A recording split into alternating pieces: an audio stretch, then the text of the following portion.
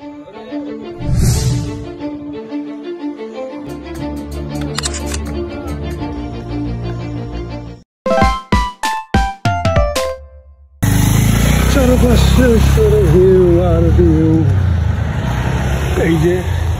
আমরা যে জায়গায় আছি এই জায়গায় প্রচুর রোদ, মানে একটু আগে বৃষ্টি হয়েছে আর এখন রোদের কারণে হাঁটা কষ্ট হয়। আর এই যে এইদিকে যা দেখতেছেন এইদিকে আবার মেঘ করে রাখছে, আবার এইদিকে বৃষ্টি হইব। মানে অসাধারণ অসাধারণ কিছু কিছু ভিউ যে দেখতেছি রে ভাই।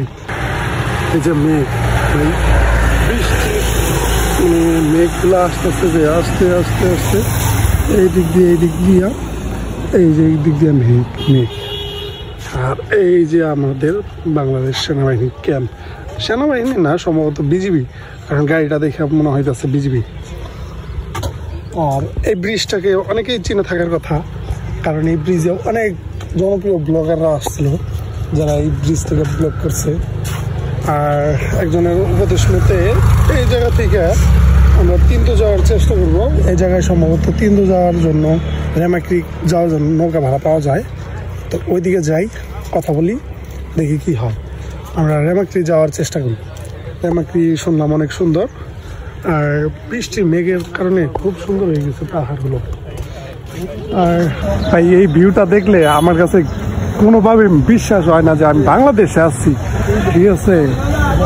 আর এই ভিউয়ের উপরে আর কিচ্ছু নাই ভাই, জীবনে যত কিছু দেখছি তার চেয়ে মনে করেন শ্রেষ্ঠ শ্রেষ্ঠ কোনো কিছু এইটা ভাই। সামনে শুধু ভিউয়ের একটু মহারা দেখানোর চেষ্টা করতেছি আপনাদের।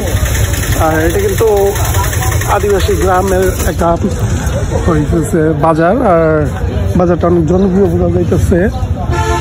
যতটুকু স্থানীয় একজনের কাছ থেকে জানতে পারলাম, এখানে 13টা উপজাতি থাকে। আপনার মারমা, ত্রিপুরা এইসব মিলে আপনার 13টা জাতি থাকে। আর এই জায়গায় সকলের এই মিলনস্থল এই জায়গাটা। আর এই জায়গায় কিন্তু আমাদের মুসলিমরাও অনেক আছে। এই যে একটা বিশাল একটা মসজিদ হয়েছে। আর আমরা এই পাশে একটা থাকার জন্য কটেজ নিচ্ছি। আর আমাদের কটেজের পিছনে কিন্তু বিশাল একটা পাহাড়, আর পাহাড়ের মনে করেন মেঘ বৃষ্টির সৃষ্টি হয়ে গেছে। তো পাহাড়ের পিছনে যে ভিউটা, পাহাড়ের পিছনের ভিউটা দেখে অসাধারণ লাগতেছে। আমরা আমাদের কটেজ থেকে নামার দিকে রাস্তাটায় নৌকার রাস্তায় যাব। আর এইটা আমাদের কটেজ, এই যে আমরা নিচ্ছি এই দিক দিয়ে সম্ভবত নৌকার রাস্তাটা। আমরা অল্প টাকায় মাত্র 700 টাকা পার একটা সিঙ্গেল পেয়েছি, 700 টাকায়। তো এদিক দিয়ে নিচে আমরা যাই দেখি। দুঃখিত বন্ধুরা, কিন্তু যাওয়ার জন্য পারমিশন না পাওয়ার কারণে এখন আমরা তমাতঙ্গি যাচ্ছি বাইকে করে। চলুন তমাতঙ্গি যাওয়া যাক।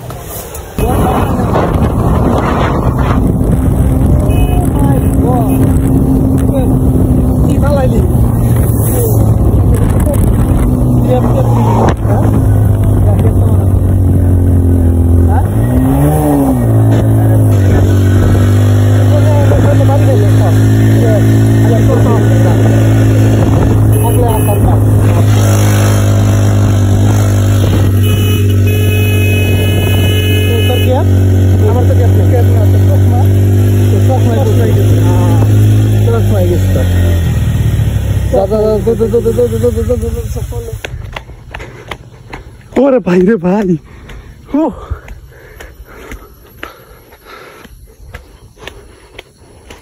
ভাই আমাকে চশমাটা পড়ে গেছে পিছে, চশমাটা লয়ে আসি একবারে নিচে।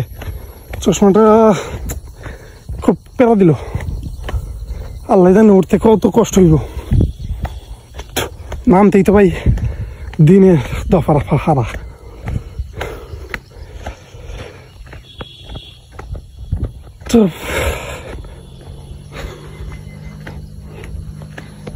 আর এই যে আমাদের সেই গুপ্তধন, আমার সানগ্লাসটা।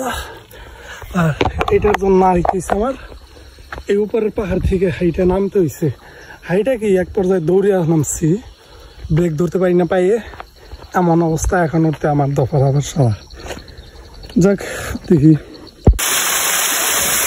ছোট একটি ঝর্ণা, দেখতেই পারতেছেন একদম ফ্রেশ পানি পড়তেছে উপর থেকে, পানিটা খাবার যোগ্য।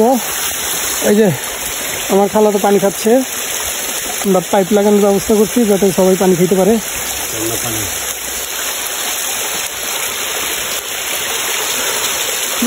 চলো ভাই, বান্দরবন শুধু R15, Suzuki R15, FZ, hunk, FZ আর MT, X-Blade, পালসার এদের জন্য না, TVS, ডিসকভার ভাই, ওই জায়গায় আছে হিরো, স্প্লেন্ডার, এদের জন্য ভাই বান্দরবনের কোনো অংশে কোনো দিক দিয়ে কম নাই। ঠিক আছে, খালি যদি ভাবেন যে দামি বাইক ছাড়া বান্দরবন সম্ভব না, তাহলে এরা কিভাবে চলে ভাই, 3 জন নিয়ে চলে ভাই, অসাধারণ অবস্থা তাদের।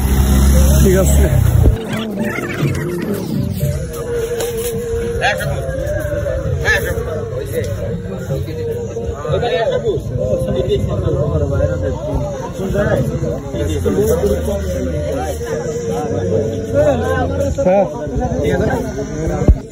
আমার আসিং ছিল 55, আমি কমে দিকে তাকাই দিকে ছাড়া আসছে দিকে ঠিক আছে। এই জায়গা থেকে ডিম পাহাড়, এই জায়গা থেকে তমতুঙ্গি থেকে তাজিংডং, পিছনে তাজিংডং পাহাড়।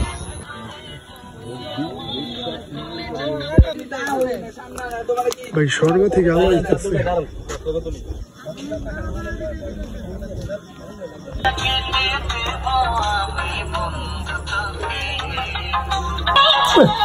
পুরো পাহাড় দেখে গেছে।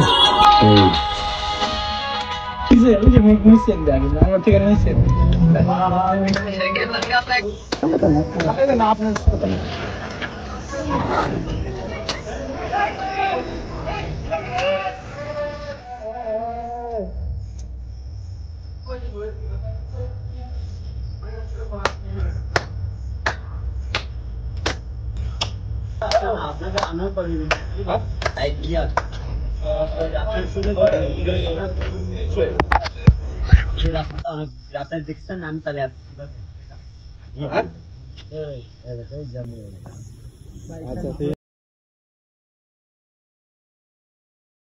কালিয়া দেখো আসিয়া, বন্ধু চিকন কালিয়া দেখো আসিয়া, আমি কেমন আছি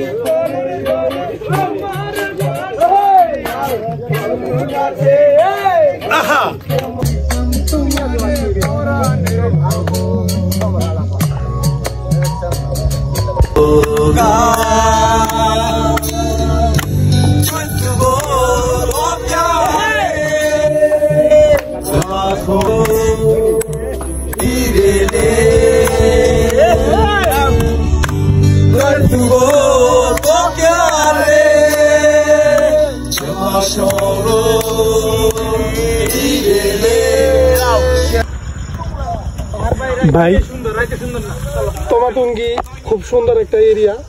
বিদায় নিচ্ছি তমাতুঙ্গি থেকে, খুব সুন্দর। ও